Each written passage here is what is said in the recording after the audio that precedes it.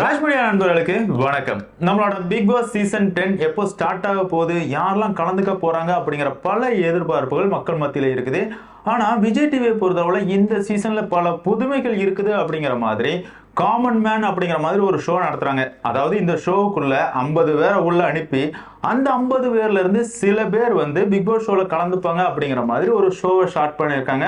அந்த நிகழ்ச்சிக்கான முதல் எபிசோட இன்னைக்கு ரிலீஸ் பண்ணியிருக்காங்க. அதை பார்க்கும்போது பிக் பாஸ் நிகழ்ச்சியே தோத்துரும் போல அந்த அளவு அடிச்சு மல்லு கட்டிட்டு இருக்கானுங்க. அது மட்டும் இல்லைங்க, இந்த நிகழ்ச்சியோட தொகுப்பாளினியா ஒரு ஆள் வர்றாங்க, மாயா. அவங்கள பொறுத்தளவுல வரண்டா அவங்க தலைவி அப்படிங்கிற மாதிரி சொல்றாங்க. அதை பார்க்கும்போது எனக்கெல்லாம் சிரிப்பு வந்துச்சு. நீ யாருக்குமா தலைவி? பல பேரோட குடும்பத்தை கெடுத்தவ நீ, பிரதீப் ஆண்டனியோட வாழ்க்கையே கெடுத்தவ நீ வந்து யாருக்கு தலைவியா இருக்க போற அப்படிங்கிறது தெரியல. அது மட்டும் இல்லைங்க, விஜய் டிவியோட பிரமுக கீழே போய் பார்த்தா மாயா ஸ்குவாட் அப்படிங்கிற மாதிரி பல பேர் வந்து மாயாவுக்கு சொம்பு தூக்காங்க. என்னங்கடா நடக்குது அப்படிங்கிற மாதிரி தான் இருந்துச்சு. என்னதான் இருந்தாலும் இந்த நிகழ்ச்சியோட நடுவர்களா யாரெல்லாம் இருக்காங்க அப்படின்னு பார்த்தோம்னா ஓவியா, ஆரி, ராஜு, இந்த 3 பேர் தான் நிகழ்ச்சி நடுவர்களா இருக்கிறாங்க. இதை பார்க்கும்போது, அதாவது இந்த நடுவர்களை பார்க்கும்போது நமக்குலாம் செம ஹாப்பியா இருந்துச்சு அப்படின்னு சொல்லலாம். ஓவியாவை பொறுத்தவரை சீசன் 1ல அவங்க தான் வைரல் ஆனாங்க. பல பேருக்கும் பிடித்தமான ஒரு போட்டியாளராக இருந்தாங்க. நேர்மையா அவங்களுக்கு மனசுல என்ன படுதோ அதை டைரக்டா பேசுற ஒரு நபர். அதே மாதிரி தான் ஆரி அர்ஜுனா. அறம், நேர்மை அப்படிங்கிற ஒரு வார்த்தையை மக்கள் மனசுல அறிமுகப்படுத்தினதே அவர் அப்படிங்கிற அளவுக்கு பிக் பாஸ்ல அவர் வேற லெவல்ல ஒரு கேம் பிளே பண்ணாரு. அதே மாதிரியே சீசன் 5ஓட டைட்டில் வின்னர் ராஜுவை பொறுத்தவரை சொல்ல வேண்டிய அவசியமே கிடையாது. அவரை பொறுத்தவரை ஸ்டாண்ட் அப் காமெடியன். அவருமே மனசுல பட்டதை காமெடியா பேசி எந்த இடத்துல குத்தணுமோ அந்த இடத்துல குத்திட்டு போயிருவாரு. இந்த 3 பேர் தான் இந்த நிகழ்ச்சியோட நடுவர்களா இருக்கிறாங்க. ஆனா ஒண்ணுங்க, இந்த நிகழ்ச்சியை பொறுத்தவரை எந்த காரணமும் இல்லாம சில பேரை எவிக்ட் பண்றாங்க, சில பேரை செலக்ட் பண்றாங்க. இதெல்லாம் பார்க்கும்போது தான் என்னடா ஷோ நடத்துறீங்க, எல்லாமே ஸ்கிரிப்டட் தானா அப்படிங்கிற மாதிரி இருந்துச்சு. சரி, என்னதான் இருந்தாலும் இன்னைக்கான எபிசோட்ல என்னெல்லாம் நடந்துச்சு அப்படிங்கறத இந்த வீடியோல பார்க்க போறோம். வீடியோக்குள்ள போறதுக்கு முன்னாடி நம்ம சேனலுக்கு நீங்க புதுசா இருந்தீங்க அப்படின்னா மறக்காம சப்ஸ்கிரைப் பண்ணிருங்க. வாங்க வீடியோக்குள்ள போலாம். அதாவது இன்னைக்கான எபிசோட் ஸ்டார்ட் ஆகும்போது ஒரு பெரிய கூட்டத்தை காட்டுறாங்க. என்னடா ஒரு கூட்டமே நிக்குது அப்படின்னு பார்த்தோம்னா பல லட்சம் பேர்ல இருந்து இந்த 50 பேரை நாங்க செலக்ட் பண்ணி எடுத்திருக்கோம். இந்த 50 பேர்ல இருந்து ஒரு சில நபர்கள் பிக் பாஸ் நிகழ்ச்சியில கலந்துக்க போறாங்க. அதுக்காக பல டாஸ்க் வைக்க போறோம் அப்படிங்கிற மாதிரி சொல்லி ஸ்டார்ட் பண்றாங்க. முதல் டாஸ்க் என்ன அப்படின்னு பார்த்தோம்னா பிக் பாஸ் நிகழ்ச்சியோட ரொம்பவே ஃபேவரட்டான டாஸ்கான பஸ் டாஸ்க் கொடுக்குறாங்க. அதாவது போட்டியாளர்கள் 50 பேர் இருக்காங்க. 2 பஸ் வருது. அந்த 2 பஸ்ல 36 சீட்டு தான் இருக்குது. பஸ் அடிச்ச உடனே போட்டியாளர்கள் ஓடி போய் பஸ்ஸுக்குள்ள ஏறணும். அடுத்த அறிவிப்பு வர்ற வரைக்கும் அவங்க பஸ்ஸுக்குள்ள தான் இருக்கணும் அப்படிங்கிற மாதிரி ஒரு டாஸ்க் கொடுக்குறாங்க. டாஸ்க் பஸ் அடிக்குது. எல்லாரும் அடிச்சு பறந்துகிட்டு பஸ்ஸுக்குள்ள ஏறுறாங்க. அடிப்படி சண்டை நடக்குது. பொம்பளை ஆம்பளைலாம் பார்க்கல, மாத்தி மாத்தி அடிச்சுக்கிறாங்க. எனக்கு தான் சீட்டு வேணும் அப்படிங்கிற மாதிரி சொல்றாங்க.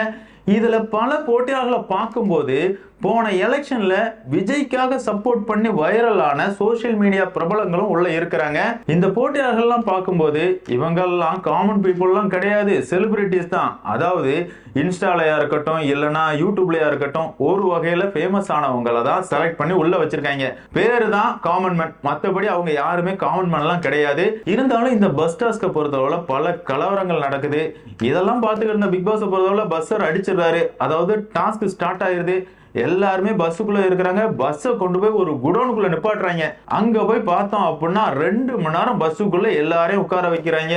இவங்க எல்லாருமே வேர்த்து குளிச்சு போய் ஐயோ முடியலடா சாமி அப்படிங்கிற அளவுக்கு போயிடுறாங்க. இருந்தாலும் யாருமே பஸ்ஸை விட்டு கீழே இறங்கல. ஒரு வழியா 2 மணி நேரத்துல இந்த டாஸ்கை முடிக்கிறாங்க. டாஸ்க் முடிஞ்சு வெளியே வந்தவங்களை பொறுத்தவரை டாஸ்க் வேற லெவல்ல இருந்துச்சு. நாங்கெல்லாம் காமன் மேன் ஷோ அப்படிங்கறதுனால நார்மலா தான் இருக்கும்னு பார்த்தோம், ஆனா ரொம்பவே ஃபயரா இருந்துச்சு அப்படிங்கிற மாதிரி அவங்களோட ரிவ்யூ எல்லாம் கொடுக்குறாங்க. ஆமாங்க, உள்ள இருக்கிற பல பேர் வந்து இன்ஃப்ளூயன்சர் தானே, அப்போ ரிவ்யூ கொடுக்காம இருப்பாங்களா? ரிவ்யூ கொடுக்குறாங்க. அதுல ஒருத்தர் என்ன சொல்றாரு அப்படின்னு பார்த்தோம்னா இந்த டாஸ்க் வேற லெவல்ல இருந்துச்சு. டாஸ்க் பஸ்ஸர் அடிச்ச உடனே எல்லாருமே காட்டெருமை மாதிரி ஓடினாங்க அப்படிங்கிற மாதிரி இந்த காட்டெருமை பேசுது. ஆமாங்க, இவரை பொறுத்தளவுல டிவிகேக்கு செமையா முட்டு கொடுக்கிற சோசியல் மீடியா பிரபலம் அப்படின்னே சொல்லலாம். இப்படி இந்த டாஸ்க் முடிஞ்ச உடனே அடுத்த டாஸ்க்கும் ஸ்டார்ட் ஆகுது. இந்த டாஸ்கை பொறுத்தளவுல ஒரு ரூமுக்குள்ள ஒரு 45 சேரை கவுத்தி போட்டுருக்கானுங்க. அந்த 45 சேருக்கு மேலையுமே நம்பர்ஸ் எழுதியிருக்காங்க. அதாவது 1ல இருந்து 45 வரை ஸ்டிக்கர் எழுதியிருக்கு. போட்டியாளர்களுக்கு கொடுக்கப்படுற டாஸ்க் என்ன அப்படின்னு பார்த்தோம்னா உங்களோட கண்ணுகள் வந்து கட்டப்பட்டிருக்கும். நீங்க அந்த ரூமுக்குள்ள போய் ஏதாவது ஒரு சேர் எடுத்துட்டு போய் உட்காரணும். அப்படி இருக்கும்போது நீங்க எந்த சேர்ல உட்கார்ந்துருக்கீங்களோ அந்த நம்பர் தான் உங்களோட நம்பர் அப்படிங்கிற மாதிரி சொல்லிடுறாங்க. டாஸ்க்கும் ஸ்டார்ட் ஆகுது. இந்த டாஸ்க்ல கொலை தாங்க நடக்கல, அந்த அளவு அடிச்சுக்கிறாங்க. ஒரு பொண்ணு எல்லாம் சேர்ல ஏறி உட்கார்ந்துருச்சு, இருந்தாலும் ஒரு பையன் வந்து விடவே மாட்டேங்கான். அவங்கள தள்ளி விட்டுட்டு ஏறி உட்கார்றான். அவங்கள பொறுத்தளவு ஒரு ஆள வரல, 2 பேர் இரட்டையர்கள், அண்ணன் தம்பி 2 பேர் ஒன்னா வந்திருக்காங்க. அதுல ஒருத்தனை பொறுத்தவரை அந்த பொண்ணை தள்ளி விடுறான், தள்ளி விட்டுட்டு நான் தான் உட்காருவேன் அப்படியே உட்காடுறான். இன்னொரு சைட் பார்த்தோம் அப்படின்னா ஒரு பொண்ணுக்கும் ஒரு பையனுக்கு இடையில பெரிய சண்டையே ஓடுது. என்னடா பிக் பாஸ் நிகழ்ச்சியில 30 நாளைக்கு மேலதான்டா இப்படிப்பட்ட கண்டென்ட்லாம் வரும், காமன் ஷோல முதல் நாளே இப்படிப்பட்ட கண்டென்ட்டா அப்படிங்கிற மாதிரி கண்டென்ட்டுக்கு பஞ்சம் இல்ல, சண்டைக்கும் சச்சரவுக்கும் பஞ்சமே இல்லாம இருந்துச்சு அப்படின்னு சொல்லலாம். என்னதான் இருந்தாலும் இப்படி இந்த டாஸ்க்ல 45 பேர் உட்கார்றாங்க, 5 பேருக்கு இடம் கிடைக்கல. இதெல்லாம் முடிஞ்சதுக்கு அப்புறமா மாயாவை காட்டுறாங்க. மாயாவை பார்த்தோம்னா நமக்கெல்லாம் என்னம்மா உனக்கு என்னம்மா இங்க வேலை அப்படிங்கிற மாதிரி தான் இருந்துச்சு. இருந்தாலும் அந்த அம்மாவை பொறுத்தவரை அவங்க வந்தவொடனே என்ன சொல்றாங்க அப்படின்னு பார்த்தோம்னா, என்னடா இவ கலந்துகிட்ட சீசன்லயே இவ மேல பல பிரச்சனை வந்துச்சு, இவ எதுக்கு இந்த இடத்துக்கு வந்தா அப்படின்னு யோசிக்கிறீங்களா, தலைவி வர்றேன் அப்படிங்கிற மாதிரி சொல்லிட்டு ஸ்டார்ட் பண்றாங்க. அதான் ஏத்துக்கவே முடியல அப்படின்னு சொல்லலாம். ஆமாங்க, பிரதீப் ஆண்டனி மேல அவ்வளவு பெரிய பழிய போட்டது மட்டும் இல்லாம பூர்ணிமா கேமுக்கு எடுத்ததா இருக்கட்டும், ஐஷோட வாழ்க்கையை கெடுத்ததா இருக்கட்டும், இது எல்லாமே மாயா பண்ண சித்து விளையாட்டு. இவ்வளவு கேவலமான கேம் ஆடின மாயாவை பொறுத்தவரை நான் தான் கேமர் அப்படிங்கிற மாதிரி சோசியல் மீடியால கதறிக்கிட்டு இருந்தாங்க. அவங்களுக்கு சப்போர்ட் பண்றதுக்கும் பல பேர் இருக்கிறாங்க அப்படிங்கறதுல எந்தவித மாற்றிக்கிறதுமே இல்லை. என்னதான் இருந்தாலும் மாயாவை பொறுத்தளவுல நான் வந்துட்டோம்ல, ஷோ கலகட்ட போகுது அப்படிங்கிற மாதிரி ஷோவுக்கு ஒரு இன்ட்ரோ கொடுக்குறாங்க. அதுக்கப்புறமா இந்த ஷோ நடக்கிற ஸ்டேஜை காட்டுறாங்க. ஸ்டேஜ் ரொம்பவே பிரம்மாண்டமா இருந்துச்சு அப்படின்னு சொல்லலாம். ஆமாங்க, ஒரு பெரிய கோட்டை செட்டப்ல இருக்குது. அதை காட்டிட்டு மாயாவை பொறுத்தளவுல சரி காமன் மேன வந்தவங்க எல்லாருமே டெரரா சண்டை போட்டுட்டு இருக்காங்க, என்ன நடக்குதுன்னு பார்ப்போம் அப்படிங்கிற மாதிரி அங்க போறாங்க. போறவங்களை பொறுத்தளவுல அந்த பையன், அதாவது ஒரு பொண்ணும் பையனும் சண்டை போட்டாங்கல்ல, அந்த பையன்கிட்ட இருந்து நம்பரை அந்த பொண்ணுகிட்ட வாங்கி கொடுக்குறாங்க. இன்னொரு சைட் பார்த்தோம் அப்படின்னா ஒரு திருநங்கையை பொறுத்தளவுல என்னை பத்தி இப்படி தப்பா பேசிட்டாங்க, எல்லாருமே எங்களை இப்படி தப்பா தான் பாக்குறாங்க அப்படிங்கிற மாதிரி அவங்க அழுது ஒரு சீனை கிரியேட் பண்றாங்க. இந்த இடத்துல மாயாவை பொறுத்தளவுல அவங்களுக்கு ஆதரவா பேசுற மாதிரி பேசுறாங்க. இதெல்லாமே ரொம்பவே சென்டிமெண்டா தான் போச்சு. அதே மாதிரியே போட்டியாளர்கள்ல முனியம்மா அப்படிங்கிற ஒரு போட்டியாளர் இருக்கிறாங்க. இவங்களை பொறுத்தளவுல சோசியல் மீடியால ரொம்பவே பிரபலம் அப்படின்னு சொல்லலாம். ஆமாங்க, அவங்க வந்து வீலாக் பண்றாங்க, ரொம்பவே யதார்த்தமா பேசுவாங்க. அதனாலேயே இவங்களை சப்போர்ட் பண்ற நிறைய பேர் இருக்கிறாங்க. அவங்க போட்டியாளரா உள்ள இருக்காங்க அப்படின்னு தெரிஞ்ச உடனே அவங்களோட சப்ஸ்கிரைபரா இருக்கட்டும் எல்லாருமே அவங்களோட யதார்த்தமான பேச்சுக்கு அவங்க தான் டைட்டில் வினரா வர போறாங்க, எங்க சப்போர்ட் முனியம்மாவுக்கு தான் அப்படிங்கிற மாதிரி முனியம்மாவுக்கு இப்பவுமே ஆர்மிலாம் ஸ்டார்ட் ஆயிருச்சு. அந்த முனியம்மாவுக்கு அங்க பார்த்தோம் அப்படின்னா பேட்ஜ் கிடைக்கல, அதாவது அவங்களுக்கு உட்கார்றதுக்கு சீட்டு கிடைக்கல. மாயாவை பொறுத்தளவுல என்ன உங்களுக்கு சீட்டு கிடைக்கலையே, நீங்க எல்லாம் வெளியே போறீங்களா அப்படிங்கிற மாதிரி கேக்குறாங்க. அதுக்கு முனியம்மா அந்த இடத்துல என்ன சொல்றாங்க அப்படின்னு பார்த்தோம்னா, நமக்கு என்ன கிடைக்கணும்னு இருக்குதோ அது கிடைச்சே தீரும் அப்படிங்கிற மாதிரிலாம் சொல்றாங்க. கடைசியில பார்த்தோம் அப்படின்னா மாயாவை பொறுத்தவரை நீங்க 5 பேருமே வெளியே போக போறீங்க, அதாவது சேர் கிடைக்காத 5 பேருமே வெளியே போக போறீங்க அப்படிங்கிற மாதிரி டைலாக் எல்லாம் விட்டுட்டு இருங்க, உங்க 5 பேருக்குமே ஒரு சர்ப்ரைஸ் இருக்குது அப்படிங்கிற மாதிரி சொல்லிட்டு அந்த 5 பேருக்குமே டோக்கனை கொடுத்துட்றாங்க. அந்த வகையில 50 பேருமே போட்டியாளர்கள் தான் அப்படிங்கிற மாதிரி சொல்லிட்டு ஸ்டேஜுக்கு போறாங்க. ஸ்டேஜ்ல நடுவர்களை அறிமுகப்படுத்துறாங்க. ஆரி அர்ஜுனா, இவரை பத்தி உங்க எல்லாருக்குமே தெரியும். என்னோட பிக் பாஸ் ஃபேவரட் கண்டஸ்டன்ட் யாருன்னு கேட்டா எவர் கிரீன் ஃபேவரட் அப்படின்னா அது ஆரி தாங்க. அவரை பொறுத்தளவுல பாலா கூட அவர் பேசின விதமா இருக்கட்டும், எந்த இடத்துலயும் கண்ணியம் தவறாம நேர்மை மாறாம சூப்பரா விளையாண்டாரு.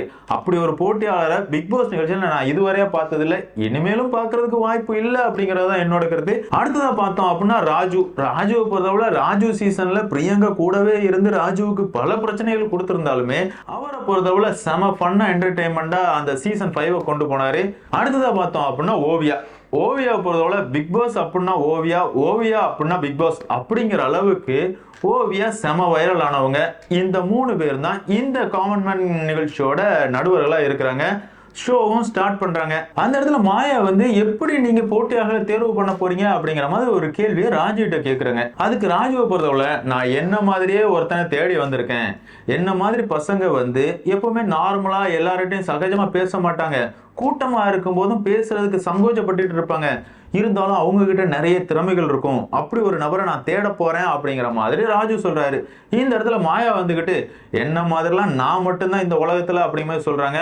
அந்த இடத்துல வந்து ராஜு வந்து கலாய்ச்சி விட்டுறாரு. ஆமா மாயா, உன்ன மாதிரி நீ மட்டும்தான் இருக்க முடியும், எவ்வளவு டேலண்ட் உனக்குள்ள இருக்குது, எந்த அளவு நீ மத்தவங்க மண்டையை கழுவுன, இதெல்லாம் நாங்க பார்க்க தானே செஞ்சோம். என்னதான் இருந்தாலும் அடுத்தவன் வாழ்க்கையை கெடுக்கிறதையும் கேம் அப்படிங்கிற பேர்ல கேவலமா விளையாடுறதையும் ஸ்ட்ராட்டஜி அப்படிங்கிற ஒரு வார்த்தையில எல்லாத்தையும் சரி பண்ணிடுறாங்க. அதுதான் எந்த விதத்துல நியாயம் அப்படிங்கிறது தெரியல. சரி, ஏன்னா இருந்தாலும் ஷோ ஸ்டார்ட் ஆகுது. இதுல முதல் போட்டியாளரா நடுவர்கள்கிட்ட வர்றது யாரு அப்படின்னு பார்த்தோம்னா தனீஸ்வரன் அப்படிங்கிற ஒரு போட்டியாளர். இவரை பொறுத்தளவுல இவர் பேசுனதெல்லாம் பார்க்கும்போது யாரா இவன் கோமாளி, ஜிபி முத்து மாதிரி உள்ள ஆட்களை தான் நீங்க போட்டியில எடுப்பீங்களா அப்படிங்கிற அளவுக்கு தான் இருந்துச்சு. ஆமாங்க, அவரை பொறுத்தளவுல சிவகங்கை மாவட்டத்தை சேர்ந்தவர், அது மட்டும் இல்லாம பால்காரர் அப்படிங்கிற மாதிரி எல்லாம் சொல்றாரு. சொன்னது மட்டும் கிடையாது, எனக்கு எல்லாமே இருக்குது, எனக்கு பணம்லாம் தேவையே கிடையாது அப்படிங்கிற மாதிரி சொல்றாரு. ஆரிய பொறுத்தவரை எதுக்கு பணமே தேவை கிடையாது அப்படிங்கிற மாதிரி சொல்றீங்க அப்படிங்கிற மாதிரி கேட்கிறாரு. அதுக்கு அவர் என்ன சொல்றாரு அப்படின்னு பார்த்தோம்னா, நான் மத்தவங்க கிட்ட கைகிட்டலாம் வேலை பார்க்க மாட்டேன், நான் பாத்தீங்களா தொழில் பண்றேன், யார் கையையும் நான் நம்பி இருக்கல, மத்தவங்க ஆர்டர்லாம் நான் ஒபே பண்ண வேண்டிய அவசியமே கிடையாது, நீங்க கூட உங்களுக்கு மேலே இருக்கிறவங்க சொல்றதை கேட்டுதான் நடந்தாகணும், எனக்கு எந்த வித தேவையும் கிடையாது, நான் என் இஷ்டப்படி வாழ்வேன் அப்படிங்கிற மாதிரி திமுறா பேசுறான். அவன் பேசும்போது வெகுளியாலாம் இல்லைங்க, தெனாவட்ட பேசுன மாதிரி தான் இருந்துச்சு. அந்த இடத்துல ஆரி கேட்கிறாரு, என்னப்பா வேலை செய்யறவங்களா இருக்கட்டும் இல்லைன்னா ஸ்கூல்ல படிக்கிறவங்களா இருக்கட்டும், என்னமோ அடிமை மாதிரி அப்படிங்கிற மாதிரி நீ பேசுறியே, அது எப்படி அடிமைத்துவம் ஆகும் அப்படிங்கிற மாதிரி கேட்கிறாரு.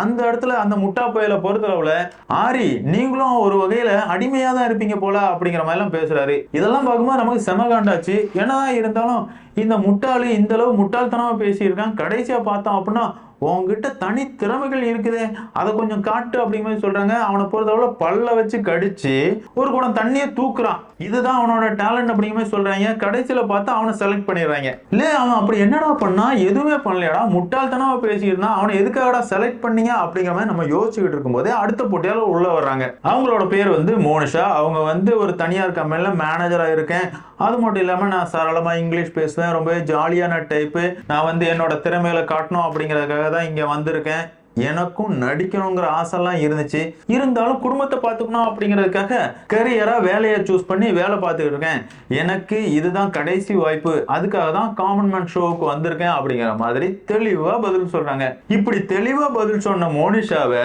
மொக்க பண்றாங்க. ராஜுவா இருக்கட்டும், ஆரியா இருக்கட்டும், ஓவியாவா இருக்கட்டும், உங்களுக்கு எல்லாம் எந்த டேலண்ட்டுமே இல்ல, எந்த கேள்விக்குமே சரியா பதில் சொல்ல மாட்டேங்க, நீங்க ரிஜெக்டட் அப்படிங்கிற மாதிரி மோனிஷாவை தூக்கி வெளியே அனுப்பிடுறாங்க. இல்ல என்னடா முட்டாள்தனமா பேசுன தனீஸ்வரனை செலக்ட் பண்ணி உள்ள வச்சிருக்கீங்க, மோனிஷாவை பொறுத்தளவுல என்கிட்டயும் டேலண்ட் இருக்குது, நான் சரளமா இங்கிலீஷ் பேசுவேன், படிச்சிருக்கேன் அப்படிங்கிற மாதிரி அவங்க தெளிவா பேசுறாங்க, அவங்கள தூக்கி வெளியே போடுறீங்க. ஆக மொத்தத்துல உங்களை பொறுத்தளவுல கண்ட களிசடைகளை உள்ள விட்டு நான் ரெடிக்க போறீங்க அப்படிங்கறது மட்டும் உறுதியா இருக்குது. ஆமாங்க, முதல் நாள் எபிசோடை பார்க்கும்போது எனக்கெல்லாம் அப்படிதான் ஃபீல் ஆச்சு. ஏன்னா இருந்தாலும் இந்த 50 பேர்ல இருந்து எந்த 3 பேரை செலக்ட் பண்ண போறாங்க அப்படிங்கறதெல்லாம் பொறுத்து இருந்து பார்க்கலாம். அதே நேரத்துல கண்டிப்பா இந்த காமன் மேன் கேட்டகரியில இருந்து முனியம்மா செலக்ட் ஆகிறதுக்கான வாய்ப்புகள் அதிகமா இருக்குது. ஆமாங்க, மக்களோட ஆதரவு முனியம்மாவுக்கு செமையா இருக்குது. அது மட்டும் இல்ல, அந்த சேர் டாஸ்க்ல மாயா முனியம்மாவை சேவ் பண்ணாங்கல்ல, அதுக்காகவே மாயாவை பாராட்டி தள்ளிட்டு இருக்காங்க. சரி, என்னதான் இருந்தாலும் இது முதல் எபிசோட் தாங்க. இந்த முதல் எபிசோட்ல கண்டிப்பா செலக்ஷன் தப்பான முறையில் தான் நடந்துச்சு அப்படிங்கிறது என்னோட கருத்து. இந்த எபிசோட பார்த்துருந்தீங்க அப்படின்னா இன்னைக்கான செலக்ஷனை பத்தி நீங்க என்ன ஃபீல் பண்றீங்க அப்படிங்கறத கமெண்ட்ல மென்ஷன் பண்ணுங்க. அதே மாதிரி இந்த காமன் மேன் ஷோல கலந்துக்கிற 50 போட்டியாளர்கள்ல உங்களுக்கு பிடிச்ச போட்டியாளர், அதாவது பல பேர் முனியம்மாவை பிடிக்கும், முனியம்மா தான் டைட்டில் வினரா வருவாங்க, சீசன் 10ஓட டைட்டில் வினரே அவங்க தான் அப்படிங்கிற அளவுக்கு பேசிட்டு இருக்காங்க. அந்த வகையில உங்களுக்கு பிடிச்ச போட்டியாளர் யாரு அப்படிங்கறத கமெண்ட்ல மென்ஷன் பண்ணுங்க. இந்த வீடியோ உங்களுக்கு பிடிச்சிருந்தா லைக் பண்ணுங்க, ஷேர் பண்ணுங்க, மறக்காம சேனலை சப்ஸ்கிரைப் பண்ணுங்க. Thank you friends.